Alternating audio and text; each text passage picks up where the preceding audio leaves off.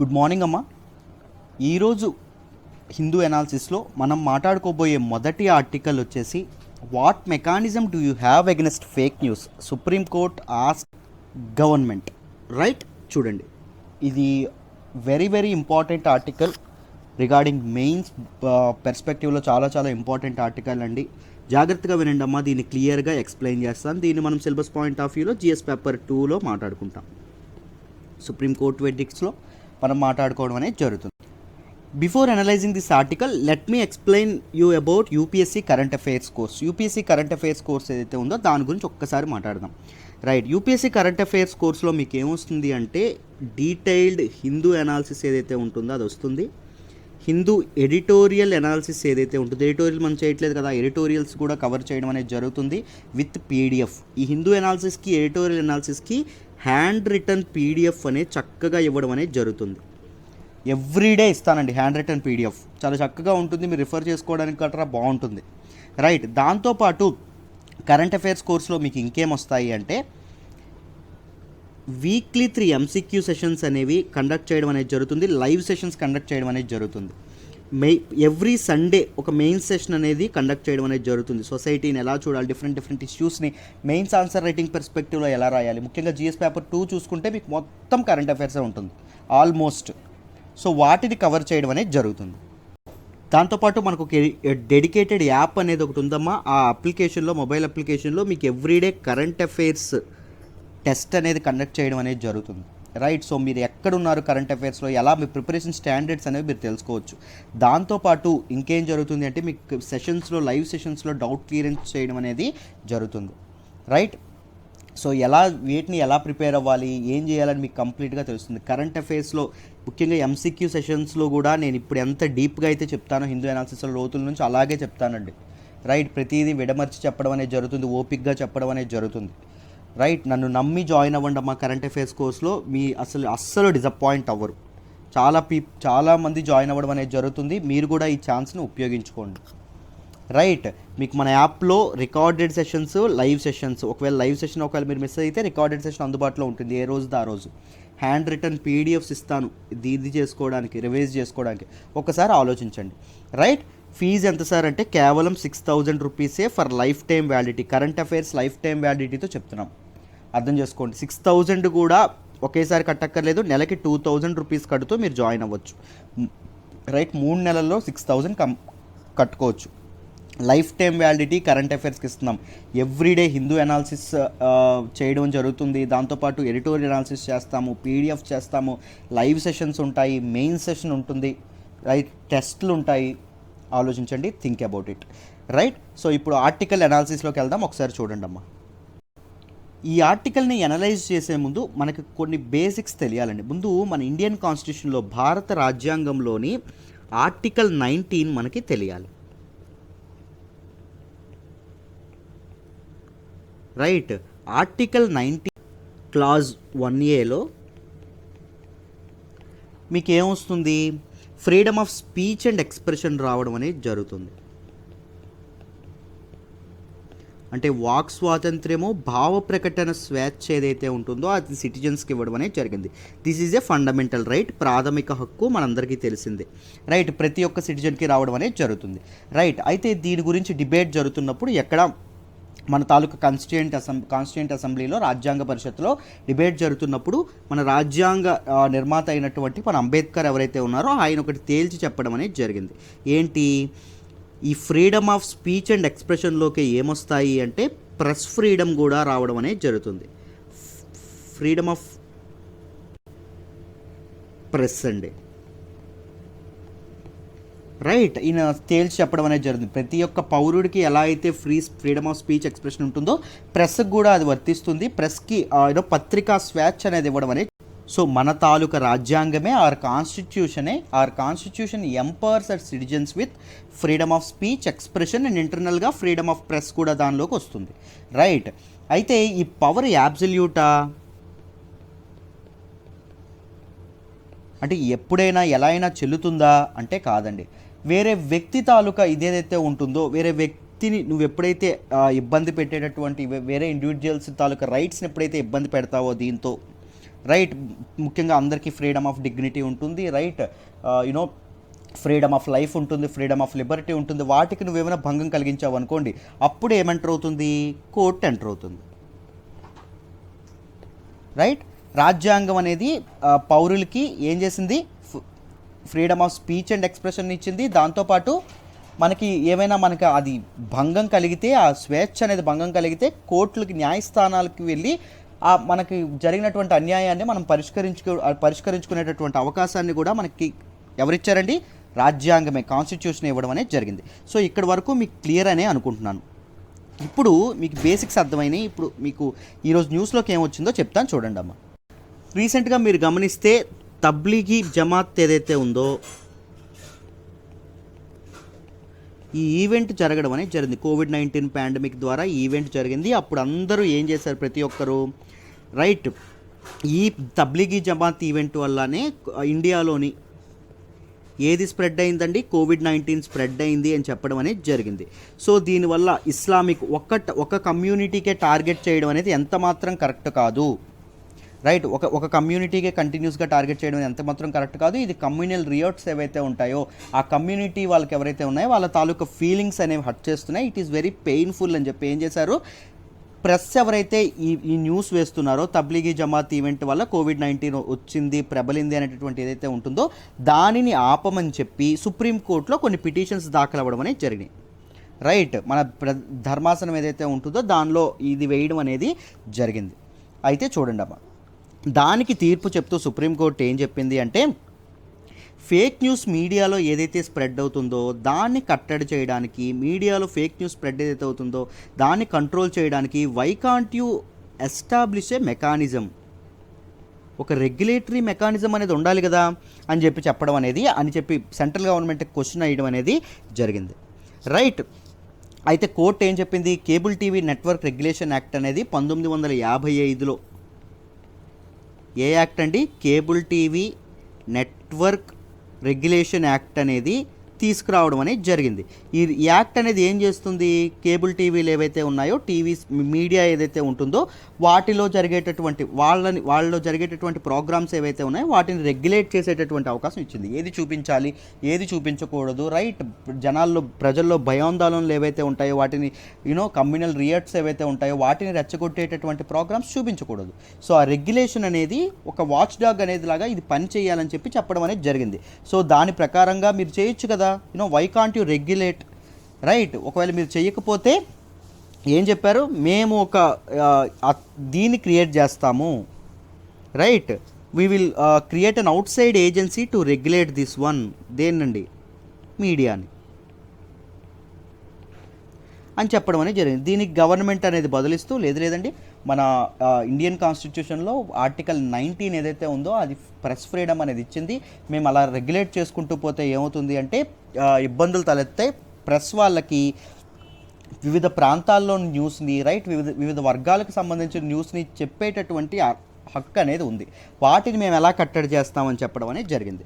So దానికి supreme court తీర్పిస్తూ మీరు we are not we are not satisfied with your explanation, మీ తాలూకు ఎక్స్ప్లెనేషన్తో మేము సాటిస్ఫైడ్గా లేము, రైట్. వీలైనంత త్వరగా ఒక రెగ్యులేటరీ ఏజెన్సీ ఏదైతే ఉంటుందో, ఒక మెకానిజం ఏదైతే ఉంటుందో దాన్ని ఇది చేయండి.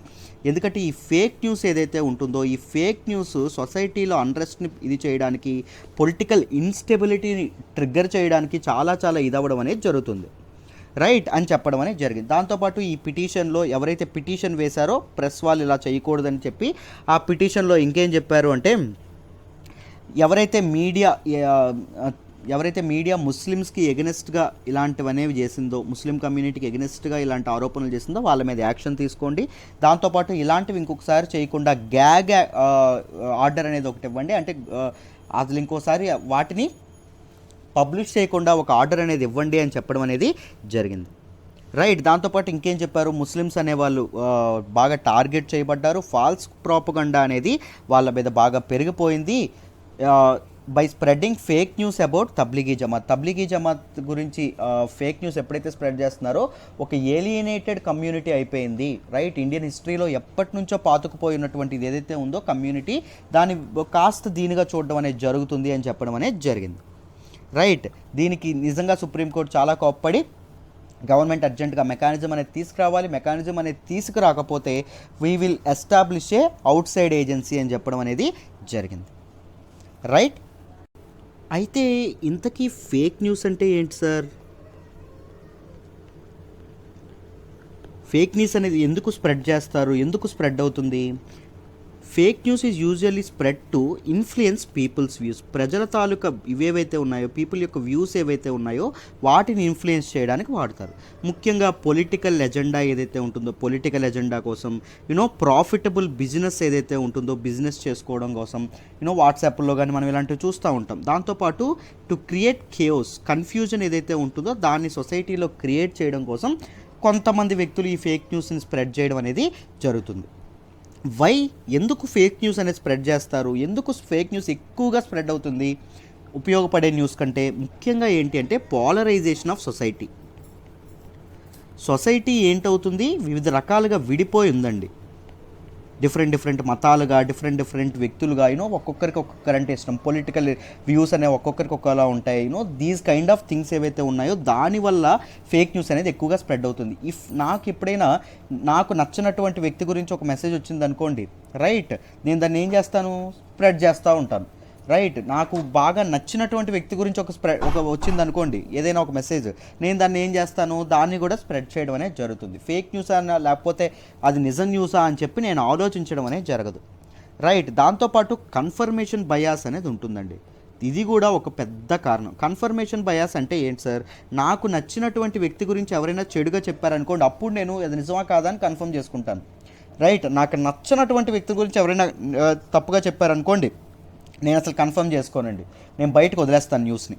మీకు అర్థమైందా? సో వెంటనే స్ప్రెడ్ చేసేయడం అనేది జరుగుతుంది, ఈజీగా ఫార్వర్డ్ చేసేయడం అనేది జరుగుతుంది. Because I have that prejudice mind set.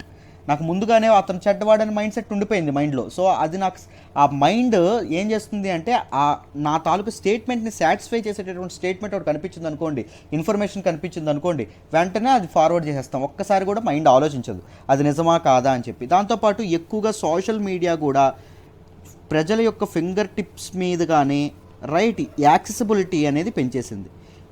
మనం ఈజీగా మన ఇన్ఫర్మేషన్ వచ్చిన ఇన్ఫర్మేషన్ మనం ఈజీగా షేర్ చేసుకోగలుగుతున్నాం. రైట్. సో ఈ సోషల్ మీడియా ఇచ్చినటువంటి పవర్ ఏదైతే ఉంటుందో అది కూడా చాలా ఇదవ్వడం అనేది జరిగింది. దాంతోపాటు erosion of media ethics. Media ఏదైతే ఉందో, ప్రెస్ వాళ్ళు ఎవరైతే ఉన్నారో వాళ్ళకి ఎథికల్గా ఉండట్లేదండి. రైట్. వాళ్ళ మారల్స్ ఎథికల్ ఫాలో అవ్వకుండా ఇవేవైతే వాళ్ళ దీనికోసం, వాళ్ళ టీఆర్పీల కోసం కానీ వాళ్ళ ఓన్ ఇంట్రెస్ట్ కోసం ఏం చేస్తున్నారు, ఫేక్ న్యూస్ని కూడా స్ప్రెడ్ చేయడం అనేది జరుగుతుంది. అయితే ఈ ఫేక్ న్యూస్ అనేది మనం యాజ్ సిటిజన్స్గా ఎలా ఇది చేయగలమంటే, మొదట ఫ్యాక్ట్ చెకింగ్ అండి. మీకు ఏదైనా న్యూస్ వస్తే మొదట అది నిజమో కాదా అని చెప్పి మనం ఫస్ట్ తెలుసుకోవాలి. రైట్. తెలుసుకొని అది నిజమైతే వేరే వాళ్ళకి పంపించాలి, లేకపోతే వాటిని అక్కడే కాంట్రడిక్ట్ చేయాలి. ఎవరైతే మీకు పంపించారో వాళ్ళని తప్పకుండా కాంట్రడిక్ట్ చేయాలి. Right. And removal of fake news. Government volunteer సహాయంతో కానీ, డిఫరెంట్ సోషల్ మీడియా జైంట్స్ సహాయంతో కానీ, ఏవైతే ఫేస్బుక్ కానీ, ట్విట్టర్ కానీ ఇలాంటివి ఏవైతే ఉన్నాయో వాటితో ఫేక్ న్యూస్ అనేది కంప్లీట్గా వెబ్ నుంచి రిమూవ్ చేస్తూ ఉండాలి.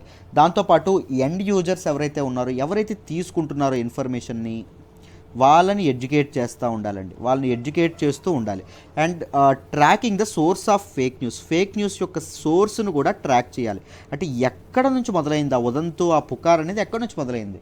సో ఆ ఎక్కడి నుంచి మొదలైందో వాళ్ళ మీద యాక్షన్ తీసుకుంటే ఈ ఫేక్ న్యూస్ ఏదైతే ఉంటుందో అది స్ప్రెడ్ ఆగుతుంది.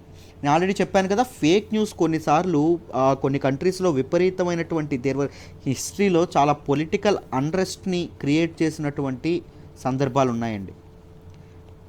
దాంతోపాటు ఒక ఇన్స్టెబిలిటీ ఏదైతే ఉందో, ఇన్స్టెబిలిటీని ఇది చేసేటటువంటి అవకాశం ఉంది. ఏదైనా ప్రాబ్లం ఏదైతే ఉందో ప్రతి ప్రాబ్లమ్ని పెంచేటటువంటి ఇదేం చేస్తుందని ఫేక్ న్యూస్ చేయడం అనేది జరుగుతుంది. సో ఫేక్ న్యూస్ స్ప్రెడ్ అవ్వడం అనేది it is very harmful to A healthy society. ఒక ఆరోగ్యకరమైన సమాజానికి ఫేక్ న్యూస్ స్ప్రెడ్ అవ్వడం అనేది చాలా కష్టం. సో మీడియాకి రెగ్యులేషన్ అనేది ఉండాలి. మీడియా పైన ఎథికల్గా ఫాలో అయ్యేటట్టు, మీడియా తన ఎథిక్స్ని ఫాలో అయ్యేటట్టు ఒక రెగ్యులేటరీ బాడీస్ అనేవి ఉండాలి. దాంతోపాటు ఈ ట్రాకింగ్ ఏదైతే ఉంటుందో ఎండ్ యూజర్స్ని అవేర్ చేయడం కానీ, ఫేక్ న్యూస్ సోర్స్ ఏదైతే ఉంటుందో వాళ్ళని ట్రాక్ చేసి వాళ్ళ మీద యాక్షన్ తీసుకోవడం కానీ, వీలైతే సమాజంలో ఉన్నటువంటి పోలరైజేషన్ ఏదైతే ఉంటుందో దాన్ని రూపుమాపడం కానీ, దాన్ని కంట్రోల్ చేయడం అనేది జరగాలి. ఎప్పుడైతే పీపుల్ పార్టిసిపేషన్ కూడా ఎప్పుడైనా గుర్తుపెట్టుకోండి, ఏదైనా సొసైటీలో ఉన్నటువంటి issue people participation, right, citizens participate చేయాలి, దాంతోపాటు గవర్నమెంట్ కూడా పార్టిసిపేట్ చేయాలి. ఓన్లీ గవర్నమెంటే చేస్తుంది రైట్ అలా అంటే కుదరదండి. ఇద్దరి వైపు నుంచి రెండు చేతులు కలిస్తేనే చప్పట్లనే అవుతాయి కదా. So political participation, people participation ఉండాలి అండ్ గవర్నమెంట్ పార్టిసిపేషన్ ఉండాలి.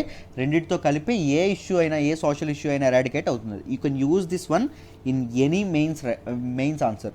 ఏ మెయిన్స్ ఆన్సర్లో అయినా మీరు ఇలాంటి ఫ్రేజెస్ వాడచ్చు రైట్. ఇలాంటి ట్రిక్స్ కానీ లేకపోతే ఏం చేయాలి మీకు ఆన్సర్ రైటింగ్ బెస్ట్గా రావాలంటే ఇలాంటివి చెప్పడం అనేది జరుగుతుంది. You can join this current affairs course, you can enrol to this current affairs course by calling to that number right.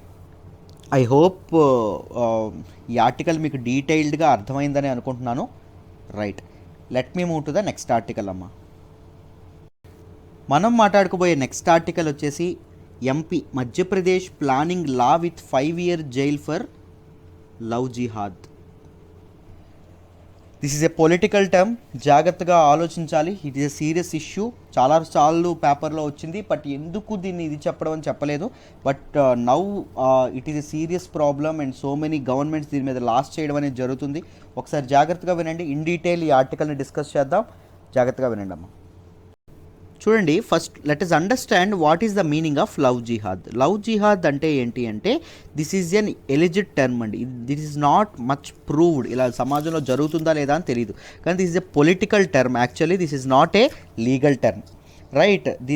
దీని మీద it is not a legal term but ఒక పొలిటిసైజ్ చేసినటువంటి టర్మ్.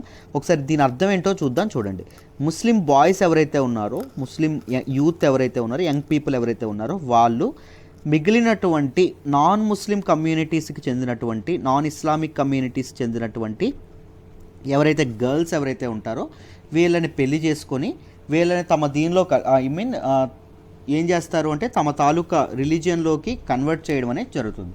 కన్వర్ట్ చేస్తే ఏమవుతుంది, ముస్లిం యొక్క demography ఏదైతే ఉంటుందో వాళ్ళ తాలూకా నెంబర్స్ ఏవైతే ఉంటాయో పెరగడం అనేది జరుగుతుంది.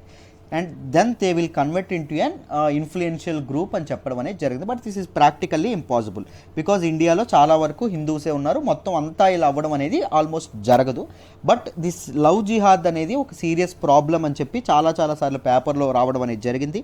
సిలబస్ పాయింట్ ఆఫ్ వ్యూలో కూడా ఏమో కమ్యూనల్ రియాట్స్ గురించి, కమ్యూనల్ హిందూ ముస్లిం హార్మనీ గురించి మనకి ఏమైనా ఇది వస్తే ఇలాంటి వాటిని మెన్షన్ చేయడం కూడా, ఇలాంటి సెన్సిటివ్ ఇష్యూస్ని మెన్షన్ చేయడం కూడా మనకు చాలా ఉపయోగపడుతుంది మెయిన్స్ ఆన్సర్ రైటింగ్లో. సో ఒక్కసారి విందాం అసలు ఏంటి, ఎందుకు లాస్, ఏం తీసుకొస్తున్నారు ఏంటి అని చూద్దాం. జాగ్రత్తగా వినండి. అయితే మొదట ఇవన్నీ తెలుసుకునే ముందు మీరు ఏం తెలుసుకోవాలి అంటే మొదట ఇండియాలో ఉన్నటువంటి మ్యారేజ్ లాస్ ఏంటో తెలుసుకోవాలి. What are the marriage laws in India? జాగ్రత్తగా వినండి. మొదటిది ఏంటి అంటే హిందూ మ్యారేజ్ యాక్ట్ 1955. రెండవది ఏంటి అంటే ముస్లిం పర్సనల్ లా 1937. తర్వాత the Indian Christian marriage act 1872. Fourth one Parsi marriage and divorce act 1936. ఈ 4 ఉండడం అనేది మ్యారేజ్ లాస్ ఉండడం అనేది జరిగింది రైట్. ఇవన్నీ ఏ లాస్ ఈ దేని ప్రకారంగా చేశారు, ఎవరి తాలూకు ఏ రిలీజియన్ బట్టి చేయడం అనేది జరిగింది. హిందూ ఎవరైతే పెళ్లి చేసుకుంటారో the provisions mentioned in this act they should follow these things. And ముస్లిమ్స్కి ఇది రైట్, క్రిస్టియన్స్కి ఇది, పార్సీ అండ్ ఇవేళ్ళైతే ఎవరుతున్నారో వాళ్ళకి. హిందువుల్లో ఎవరు వస్తారని చెప్పుకున్నాం, బుద్ధిస్ట్ పీపుల్ వస్తారు, జైన్స్ వస్తారు రైట్. దాంతోపాటు సిక్స్ కూడా రావడం అనేది జరుగుతుంది. ఈ యాక్ట్ వాళ్ళకు కూడా వర్తించడం అనేది జరుగుతుంది. ఇది మీ అందరికీ తెలుసు. అయితే ఇంకొక యాక్ట్ ఉందండి, జాగ్రత్తగా వినండి అమ్మా. ఆ ఇంకొక యాక్ట్ ఏంటంటే స్పెషల్ మ్యారేజెస్ యాక్ట్ 1954. దీనిలో ఏం కోడిఫై చేశారు అంటే సింపుల్గా అంటే 2 డిఫరెంట్ బిలీఫ్స్ సంబంధించినటువంటి పీపుల్ ఎవరైతే ఉన్నారో రైట్, అంటే డిఫరెంట్ రిలీజియన్స్ సంబంధించిన పీపుల్ ఎవరైతే ఉన్నారో, 2 మతాలకు సంబంధించిన పీపుల్ ఎవరైతే ఉన్నారో వాళ్ళు పెళ్లి చేసుకున్నారు అనుకోండి, వాళ్ళ మ్యారేజ్ గురించి కొన్ని ఏవైతే ప్రొవిజన్స్ చేయడం అనేది జరిగింది రైట్. అయితే జాగ్రత్తగా చూడండి అమ్మా, ఏం ప్రొవిజన్స్ ఉన్నాయి దీనిలో, ఏంటి ఇబ్బందులు ఉన్నాయి చూద్దాం. దీనిలో ఈ ఈ స్పెషల్ మ్యారేజెస్ యాక్ట్లో 2 డిఫికల్ట్ ఫీచర్స్ 2 ఉండడం అనేది జరిగింది. ఒకటోది ఏంటి అంటే పబ్లిక్ నోటీస్ ఇవ్వాలి అని చెప్తానమ్మా, వీటి గురించి డీటెయిల్డ్గా ఎక్స్ప్లెయిన్ చేస్తాను, నేను కంగారు పడబాకండి. రెండవది ఏంటంటే అబ్జెక్షన్స్ని పిలవడం, కాలింగ్ అబ్జెక్షన్స్. ఏంటి అంటే సింపుల్గా ఇప్పుడు ఒక హిందూ బాయ్ ఒక ముస్లిం గర్ల్ పెళ్లి చేసుకుంటున్నారు అనుకోండి, ఇన్ కేసు మామూలుగా. ఇప్పుడు ఏం జరుగుతుందంటే ఇద్దరు పెళ్లి చేసుకునే ముందు వీళ్ళు ఏం చేయాలి అంటే వాళ్ళ డిస్ట్రిక్ట్లో ఉన్నటువంటి either one right, boy district కానీ గర్ల్ డిస్ట్రిక్ట్లో ఉన్నటువంటి ఇద్దరు ఒకే డిస్ట్రిక్ట్ అయితే ఏ బాధ లేదు రైట్. వాళ్ళ డిస్ట్రిక్ట్లో ఉన్నటువంటి మ్యారేజ్ ఆఫీసర్ ఎవరైతే ఉన్నారో, ప్రతి డిస్ట్రిక్ట్కి ఒక మ్యారేజ్ ఆఫీసర్ ఉంటారు, ఈయన దగ్గరికి వెళ్ళి మేము మ్యారేజ్ చేసుకుంటాము అని చెప్పడం అనేది జరగాలి రైట్. చెప్పి ఈయనకి ఎంత టైం ఇవ్వాలంటే 30 days టైం ఇవ్వాలి. ఈ 30 days లోపు ఈ మ్యారేజ్ ఆఫీసర్ ఏం చేస్తారు అంటే ఈయన ఒక తాలూకా నోటీస్ అనేది తయారు చేసి పలానా అబ్బాయి పలానా అమ్మాయి మ్యారేజ్ చేసుకుంటారు అని చెప్పి నోటీస్ బోర్డులో వాళ్ళ నోటీస్ బోర్డు ఏదైతే ఉంటుందో దానిలో అంటించడం అనేది జరుగుతుంది. దాంతోపాటు వెబ్సైట్స్ ఏవైతే ఉంటాయో వెబ్సైట్స్లో పోస్ట్ చేయడం అనేది జరుగుతుంది. పోస్ట్ చేసి ఏం చేస్తారు, ఎవరికైనా అబ్జెక్షన్స్ ఉంటే వీళ్ళిద్దరూ పెళ్లి చేసుకోవడానికి ఎవరికైనా ఇబ్బందులు ఉంటే రండి నాతో అబ్జెక్షన్స్ చెప్పండి అంటారు. అప్పుడు ఏం చేయాలి, 30 days టైం ఇస్తాడు అబ్జెక్షన్స్ రైజ్ చేయడానికి ఈయన. సో ఎవరికైనా వీళ్ళ పెళ్లి గురించి అబ్జెక్షన్స్ ఉన్నాయనుకోండి, వెంటనే ఆయన దగ్గరికి వెళ్ళి వీళ్ళ పెళ్లి జరగకూడదని మనం చెప్పాలి రైట్. చెప్తే ఏం జరుగుతుంది, ఈయన అబ్జెక్షన్స్ని పరిశీలించి ఈ నిర్ణయం తీసుకుంటాడు, వీళ్ళిద్దరు పెళ్లి జరగాలా వద్దా అని చెప్పి నిర్ణయం తీసుకుంటాడు. ఒకవేళ ఆయన పెళ్ళి వద్దు అన్నాడు అనుకోండి మ్యారేజ్ ఆఫీసర్, వీళ్ళిద్దరూ కోర్టులో కూడా దాన్ని ఇది చేయొచ్చు. కోర్టు ఏదైతే చెప్తుందో అది ఫైనల్ అండి. కోర్టులో కూడా ఈ నిర్ణయాన్ని ఛాలెంజ్ అనేది చేయొచ్చు. కోర్టులు అనేవి మన హక్కులను కాపాడడానికి ఉన్నాయి కదా రైట్. కోర్టులో కూడా దీన్ని ఇది చేయడం అనేది జరుగుతుంది రైట్. అయితే మీరు జాగ్రత్తగా గమనిస్తున్నారో ఇదంతా చాలా చాలా చాలా డిఫికల్ట్ ప్రాసెస్. ఇప్పుడు వీళ్ళిద్దరూ వేరు డిస్ట్రిక్ట్ సంబంధించిన వాళ్ళు అనుకోండి, ఇతని తాలూకా ఎవరైతే బాయ్ ఉన్నాడో బాయ్ తాలూకా డిస్ట్రిక్ట్లోని మ్యారేజ్ ఆఫీసర్ దగ్గరికి వెళ్తే ఇతను ఏం చేస్తాడు అంటే ఈయన ఒక నోటీస్ తయారు చేస్తాడు. ఈ నోటీస్ని గర్ల్ ఎవరైతే ఉన్నారో ఆవిడ డిస్ట్రిక్ట్లో ఉన్నటువంటి మ్యారేజ్ ఆఫీసర్కి కూడా పంపిస్తాడు. అతను కూడా వాళ్ళ తాలూకా నోటీస్ బోర్డులో అంటిస్తాడు. దాంతోపాటు ఆ వెబ్సైట్ ఆ ఆఫీస్ తాలూకా వెబ్సైట్లో కూడా పోస్ట్ చేస్తారు. అబ్జెక్షన్స్ అనే పిలుస్తారు. ఎవరైనా అబ్జెక్ట్ చేస్తే ఇదంతా అవుతుంది. సో ఇవన్నీ ఒక కాంప్లికేటెడ్ ప్రాసెస్ కాబట్టి, వెరీ లాంగ్ ప్రాసెస్ కాబట్టి మోస్ట్ ఆఫ్ ద కపుల్స్ ఏం చేస్తారు, డిఫరెంట్ రిలీజియన్స్ ఉన్నటువంటి కపుల్స్ని, సపోజ్ ఇక్కడ ఎగ్జాంపుల్ చెప్తున్నానమ్మా, ఏం చేస్తారు, ఈ ముస్లిం ముస్లిం గర్ల్ ఎవరైతే ఉంటారో ఆవిడని హిందువులుగా మార్చేస్తారు, కన్వర్ట్ చేసేస్తారు. సింపుల్ కదా కన్వర్ట్ చేయడం. కన్వర్ట్ చేసిన తర్వాత ఏమవుతారు, వీళ్ళిద్దరూ హిందువులే అవుతారు. హిందువులు అయిన తర్వాత ఏ యాక్ట్ ద్వారా చేసుకోవచ్చు పెళ్ళి, మీ అందరికీ చెప్పాను, హిందూ మ్యారేజ్ యాక్ట్ 1955 ఏదైతే ఉంటుందో దాన్ని చక్కగా పెళ్లి చేసుకోవచ్చు. సో ఇంత ప్రాసెస్ ఎందుకు అని చెప్పి ఇది మాత్రమే చేయడం అనేది జరుగుతుంది. దీనివల్ల ఏం జరుగుతుంది, ఫోర్స్డ్ రిలీజియస్ కన్వర్షన్స్ అనేవి పెరగడం అనేది జరుగుతుంది. మ్యారేజ్ కోసం మాత్రమే రిలీజియస్ కన్వర్షన్స్ ఏవైతే ఉన్నాయో అవి పెరగడం అనేది జరుగుతుంది. అర్థమైందా? సో ఇక్కడ మీరు అర్థం చేసుకోవాల్సింది ఏంటి, ఒక ఫండమెంటల్ రైట్ గురించి తెలుసుకోవాలి. జాగ్రత్తగా వినండి. ఆర్టికల్ 25 గురించి తెలుసుకోవాలి. ఈ ఆర్టికల్ 25 ఏస్తుంది అంటే రిలీజియస్ ఫ్రీడమ్ అనేది మనకి ఇవ్వడం అనేది జరుగుతుంది. మత స్వాతంత్రం ఇస్తుంది. మనకి ఇష్టం వచ్చినటువంటి రిలీజియన్ ఏదైతే ఉంటుందో దానిని నేను చూస్ చేసుకోవచ్చు, దాన్ని ఆచరించవచ్చు. దాంతోపాటు I can propagate my religion, I can spread my religious believes and religious thoughts, అందులో తప్పేం లేదు. బట్ స్ప్రెడ్ చేయొచ్చు, ప్రాపగేట్ చేయొచ్చు, కానీ ఏంటండి చేయకూడదు, కన్వర్షన్, ఫోర్స్ఫుల్ కన్వర్షన్ అనేది చేయకూడదు, మత మార్పిడి చేయించడం అనేది చేయకూడదు, ఎట్టి పరిస్థితుల్లో చేయకూడదు రైట్. సో ఆర్టికల్ 25 ఏం చెప్తుంది, ఓన్లీ ప్రాపగేట్ చేసుకోవచ్చు అనేటటువంటి హక్కును మాత్రమే ఇస్తుందండి. కానీ ఇక్కడ ఏం జరుగుతుంది, పెళ్ళిళ్ళ పేరుతో రిలీజియన్ ఏదైతే ఉంటుందో అది కన్వర్ట్ చేయడం అనేది జరుగుతుంది. దానికి ఒక కల్ప్రిట్ ఎవరు, ఏదైతే స్పెషల్ మ్యారేజెస్ యాక్ట్ ఏదైతే ఉందో అది కూడా అది కూడా ఒక కల్ప్రిట్ అని చెప్పి మనం అనుకోవచ్చు. దానివల్ల దాని తాలూకు ప్రొసీజర్, అందులో ఉన్నటువంటి ప్రొసీజర్ ఏదైతే ఎక్కువ ఉందో దాంతోపాటు అబ్జెక్షన్స్ సీక్ చేయడం ఇవన్నీ ఏవైతే ఉన్నాయో అవి నిజంగా చాలా ఇబ్బందికరమైనటువంటి విషయాలు. వెబ్సైట్లో పెట్టడం, ఆ వెబ్సైట్లో పెట్టింది ఎవరో ఒకరు తీసి ఫేస్బుక్లో కానీ సోషల్ మీడియాలో గ్రూప్స్ పెట్టడం, వీళ్ళిద్దరి మీద ఏవైతే ఉంటాయో కమ్యూనల్ రియాక్ట్స్ ఏవైతే ఉంటాయో వాటికి కారణం అవ్వడం, ఇలాంటి ఇంటర్నల్ డిస్టర్బెన్సెస్కి ఇది కారణం అవ్వడం అనేది జరుగుతుంది రైట్. అయితే చూడండి, మీకు ఇప్పుడు మ్యారేజెస్ ఎలా జరుగుతున్నాయి, కన్వర్జేషన్స్ ఎలా జరుగుతున్నాయి మీకు అర్థమైంది అనుకుంటున్నాను. రీసెంట్గా ఏం జరిగింది అంటే హిమాచల్ ప్రదేశ్ గవర్నమెంట్ ఏదైతే ఉందో, హిమాచల్ ప్రదేశ్ గవర్నమెంట్ దీనికి అగెనెస్ట్గా ఒక లా చేయడం అనేది జరిగింది. ఏంటి, ముఖ్యంగా యూపీలో ఉన్నటువంటి యూపీ హైకోర్టు ఏదైతే ఉందో, యూపీ హైకోర్టు కూడా ఒక నిర్ణయం చెప్పిందండి. ఏం చెప్పింది, ఎవరైనా ఇలా పెళ్ళిళ్ళ కోసం, మ్యారేజెస్ కోసం రిలీజియస్ కన్వర్షన్స్ చేస్తే that is not correct, that is unacceptable అని చెప్పడం అనేది జరిగింది. It is null and void అని చెప్పడం అనేది జరిగింది. అంటే ఆ మ్యారేజ్ ఎట్టి పరిస్థితుల్లో చెల్లదు అని చెప్పడం అనేది జరిగింది. Right. So Himachal Pradesh government కూడా అలాంటి పెళ్ళిళ్ళు జరగకుండా చాలా ఇది చేయడం అనేది జరిగింది. రీసెంట్గా హర్యానా గవర్నమెంట్ కూడా ఇలాంటి మ్యారేజెస్కి ఎగెనెస్ట్గా ఒక లా యాక్ట్ చేయడం అనేది జరిగింది. ఇప్పుడు మనం మధ్యప్రదేశ్ గవర్నమెంట్ ఏదైతే ఉందో మధ్యప్రదేశ్ గవర్నమెంట్ కూడా దీనికి యాక్ట్ చేయడం అనేది జరిగింది. దీనికి ఒక చట్టం చేయడం అనేది, వీటి తాలూకా ప్రివెన్షన్కి ఒక చట్టం జరిగింది. అది చేస్తుండడం అనేది జరిగింది. రైట్. మధ్యప్రదేశ్ యొక్క హోమ్ మినిస్టర్ ఎవరైతే ఉన్నారో ఆయన ఏం చెప్పారు అంటే, మధ్యప్రదేశ్ గవర్నమెంట్ ఈజ్ ప్లానింగ్ ఏ లా, ఒక చట్టం తీసుకురావాలని అనుకుంటుంది. ఏ చట్టం అంట? That will have provisions for 5 year imprisonment, అంటే 5 ఏళ్ళు జైలు శిక్ష వేస్తారంట. ఎవరికి వేస్తారు? లవ్ జిహాద్, అంటే బలవంతంగా మత మార్పిడులు ఎవరైతే చేస్తారో, పెళ్ళిళ్ళ సాకుతో మత మార్పిడులు ఎవరైతే చేస్తారో వాళ్ళకి 5 years వరకు జైలు శిక్ష విధిస్తామని చెప్పడం అనేది జరిగింది. సో దీనికోసం వీళ్ళు తెస్తున్నటువంటి లా పేరు ఏంటి అంటే Madhya Pradesh freedom of regulation bill 2020 దీన్ని తీసుకురావడం అనేది జరిగింది. దీని ప్రకారంగా ఏం చెప్తున్నారు? ఎవరైనా ఫోర్స్ చేసినా, ఇండ్యూస్ చేసినా, సెడక్ట్ చేసినా, ఫ్రాడ్ చేసినా, ముఖ్యంగా మ్యారేజెస్ టైంలో రిలీజియస్ కన్వర్షన్స్ చేస్తే వాళ్ళకి 5 ఏళ్ల వరకు జైలు శిక్ష పడుతుందని చెప్పడం అనేది జరిగింది. అండ్ ఇట్ ఈస్ కాగ్నిజబుల్, అంటే అరెస్ట్ వారెంట్ లేకుండా ఎవరైతే ఇచ్చేస్తారో వాళ్ళని అరెస్ట్ చేయొచ్చు. దాంతోపాటు నాన్ బెయిల్ కూడా ఇవ్వనటువంటి ఒక చట్టం, అంత కఠినమైనటువంటి ఒక శిక్ష వేస్తాము అని చెప్పడం అనేది జరిగిందండి. రైట్.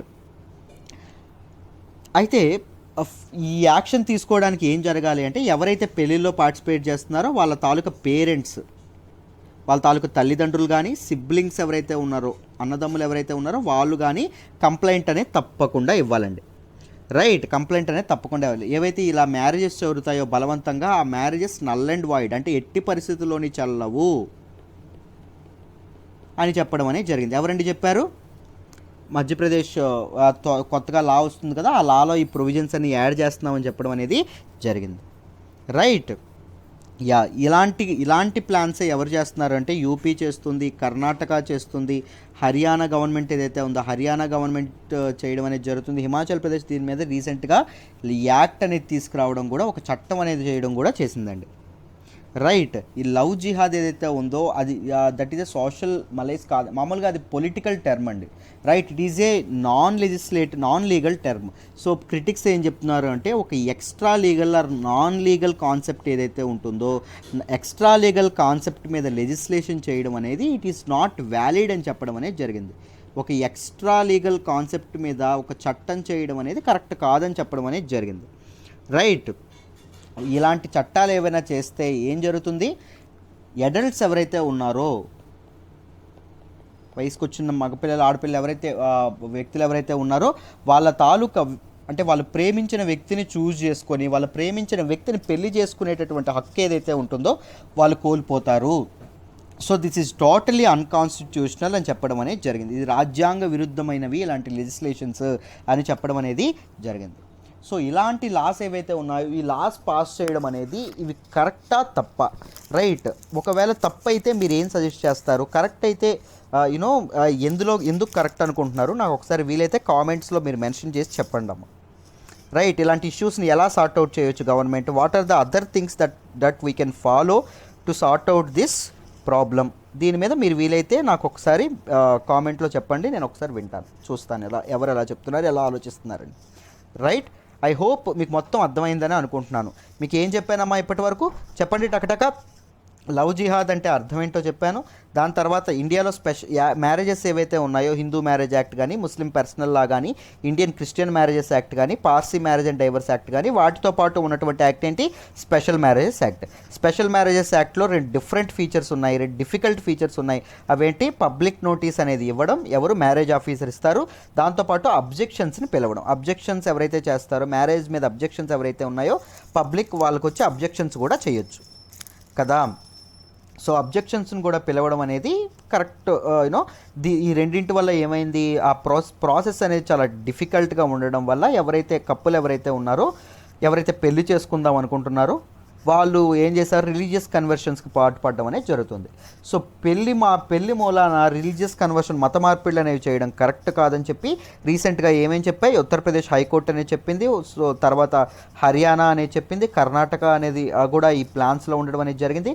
మధ్యప్రదేశ్ హోమ్ మినిస్టర్ కూడా ఏం చెప్పారు, దీనికి ఎగెనిస్ట్గా మేము లా చేస్తున్నాం, చట్టం చేస్తున్నాం అని చెప్పడం అనేది జరిగింది. ఈ చట్టం ప్రకారం ఏమవుతుందమ్మా, యాక్షన్ తీసుకోవాలంటే ఏం చేయాలి, ఎవరైతే పార్టిసిపేట్ చేస్తున్నారో, ఎవరైతే కప్పులు ఉంటారో వాళ్ళ తాలూకా పేరెంట్స్ కానీ సిబ్లింగ్స్ కానీ కంప్లైంట్ ఫైల్ చేయాలి.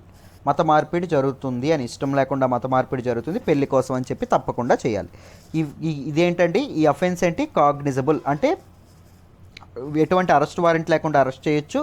దాంతోపాటు నాన్ బెయిలబుల్, బెయిల్ అనేది ఉండదు, బెయిల్ రిలీఫ్ అనేది ఉండదు. రైట్. దాంతోపాటు ఏం చెప్పారు, ఇలా చేసేటటువంటి మ్యారేజెస్ ఏవైతే ఉంటాయో అవి చెల్లవు, they are null and void అని కూడా చెప్పడం అనేది జరిగింది. రైట్.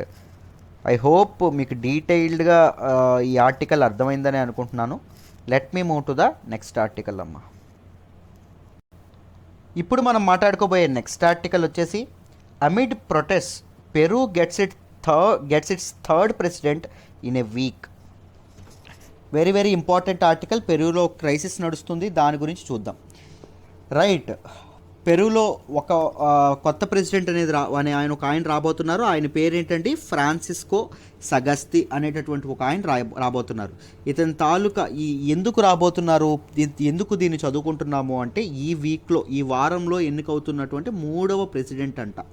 ఎవరు, ఈయన. ఈ వారంలో గత 3 ఏళ్ళగా ఎంతమంది మారారంటే 4 ప్రెసిడెంట్లు మారడం అనేది జరిగింది. రైట్.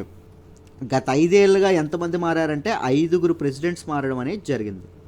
రైట్. ఎందుకు ఇంత త్వరగా ప్రెసిడెంట్స్ మారుతున్నారు, అసలు ఏం జరుగుతుంది పెరూలో అని చెప్పి ఒకసారి డీటెయిల్గా మాట్లాడదాం, జాగ్రత్తగా వినండి అమ్మా. చూడండి అమ్మా, పెరు యొక్క జాగ్రఫికల్ లొకేషన్ చూడండి. ఇది సౌత్ అమెరికన్ కాంటినెంట్ ఏదైతే ఉందో, సౌత్ అమెరికన్ కాంటినెంట్లో ఉండడం అనేది జరిగింది. This is where Peru is. ఇదేంటమ్మా, ఇక్కడ ఉన్నటువంటి ఇదేంటి, బ్రెజిల్. మీ అందరికీ తెలిసే ఉంటుంది. ఇంపార్టెంట్ ఫ్యాక్ట్ మీరు గుర్తుపెట్టుకోవాల్సింది ఏంటంటే, బ్రెజిల్ ఏదైతే ఉందో, బ్రెజిల్ సౌత్ అమెరికాలో ఉన్నటువంటి అన్ని నేషన్స్తోని తన బార్డర్ షేర్ చేసుకోవడం అనేది జరుగుతుంది. Right. This is the fact that you should remember about Brazil. Right. So మీకు జాగ్రఫికల్ లొకేషన్ తెలిసింది కదా. అసలు దీనిలో ఇంపార్టెంట్ లాంగ్వేజ్ ఏంటి అంటే, అఫీషియల్ లాంగ్వేజ్ అనమాట స్పానిష్ అమ్మ. ఓకేనా. దీస్ ఆర్ ద ఫ్యాక్ట్స్, గుర్తుపెట్టుకోండి. ఒకసారి న్యూస్లోకి ఎందుకు వచ్చింది, ఏం జరిగిందో ఒకసారి చూద్దాం, జాగ్రత్తగా వినండి. ఏమవుతుంది అంటే, పెరూకు సంబంధించినటువంటి ఒక లా మేకర్, ఆయన పేరు ఏంటి అంటే ఫ్రాన్సిస్కో సగాస్తి అనేటటువంటి ఒక ఆయన కొత్తగా ప్రెసిడెంట్ అవ్వనున్నారు. He is not elected president, he is an interim president. అంటే మధ్యలో సంక్షోభం రావడం వల్ల, మధ్యలో ప్రెసిడెంట్ అనే ఆయన దిగిపోవడం వల్ల, పాత ప్రెసిడెంట్ రిజైన్ చేయడం వల్ల ఈయన ఇంటరిమ్ ప్రెసిడెంట్గా ఇదవ్వడం అనేది జరుగుతుంది. రైట్. ఎందుకు అంటే ఈయన ఇంటరిమ్ ప్రెసిడెంట్గా ఎంచుకున్నారు, to calm anger on the streets. Protests అనేవి పెరువులో చాలా ఘోరంగా జరుగుతున్నాయండి. ఎందుకు జరుగుతున్నాయి, ఎందుకు ఆ ప్రొటెస్ట్ అవుతున్నాయి, ఎందుకు ప్రజలు నిరసనలు తెలుపుతున్నారు, ఇవన్నీ జాగ్రత్తగా తెలుసుకుందాం, జాగ్రత్తగా వినండి అమ్మ. ఈ వీక్లో ఈయన ఎన్నో ప్రెసిడెంట్, 3వ ప్రెసిడెంట్ చేంజ్ అనేది జరిగింది. దాంతోపాటు ఈ లాస్ట్ 3 ఇయర్స్లో ఎన్నో ప్రెసిడెంట్, ఈయన 4వ ప్రెసిడెంట్. లాస్ట్ 5 ఏళ్లలో ఎన్నో ప్రెసిడెంట్, 5వ ప్రెసిడెంట్. జాగ్రత్తగా వినండి అమ్మా, క్లియర్గా ఎక్స్ప్లెయిన్ చేస్తాను. పెరు యొక్క ముందు ప్రెసిడెంట్, ఈయన రాకముందు పెరు ప్రెసిడెంట్ ఎవరు అంటే మాన్యుయల్ మెరీనో. ఈయన ఈ వారంలోనే జస్ట్ ఒక 5 డేస్ మాత్రమే ఈయన పవర్లో ఉండడం అనేది జరిగింది. 5 డేస్ తర్వాత ఈయన తన పదవికి రిజైన్ చేయడం అనేది జరిగింది. ఎందుకు అంటే తీవ్రమైనటువంటి ప్రొటెస్ట్ అనేవి పెరువులో జరుగుతున్నాయి. ఆ ప్రొటెస్ట్లో భాగంగా 2 25 ఏళ్ళ కుర్రాళ్ళు ఎవరైతే ఉన్నారో, యూత్ ఎవరైతే ఉన్నారో వాళ్ళు చనిపోవడం అనేది జరిగింది. రైట్. దానికి బాధ్యత వహిస్తూ ఆయన రిజైన్ చేయడం అనేది జరిగింది. రైట్. ఎందుకు జరుగుతున్నాయి, ఇప్పుడు పెరులో తర్వాత ఈయన దిగిపోయిన తర్వాత ఎవరు లీడర్ లేరండి, ప్రెసిడెంట్ లేరు. సో అందుకోసం అని చెప్పి ఎవరిని తీసుకొచ్చారు, ఫ్రాన్సిస్కో సగాస్తిని ఎన్నిక చేయడం అనేది జరిగింది.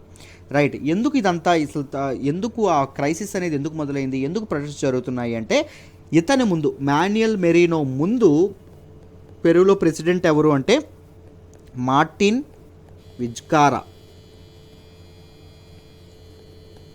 మార్టిన్ విజ్కారా ఎవరైతే ఉన్నారో ఈయన దీనిగా ఉండడం అనేది జరిగింది. ముందు ఈయన గురించి కొంత తెలుసుకుందాం, తెలిసిన తర్వాత నేను చెప్తాను, జాగ్రత్తగా వినండి. ఈ మార్టిన్ విజ్కారా ఎవరైతే ఉన్నారో ఇతని ఏజ్ 57 అండి. ఇతని ప్రొఫెషన్ ఏంటి అంటే ఇంజనీర్గా పనిచేయడం అనేది జరిగింది. ఇతను ఏ పొలిటికల్ పార్టీకి సంబంధించినటువంటి వ్యక్తి కాదు, ఇండిపెండెంట్గా పోటీ చేశాడు, ఇండిపెండెంట్గా చక్కగా ఇదవ్వడం అనేది జరిగింది. మొదట 2016లో ఈయన వైస్ ప్రెసిడెంట్గా ఎన్నికవ్వడం అనేది జరిగింది. దాని తర్వాత 2018లో ఈయన ప్రెసిడెంట్ అవ్వడం అనేది జరిగింది, అధ్యక్షుడు అవ్వడం అనేది జరిగింది.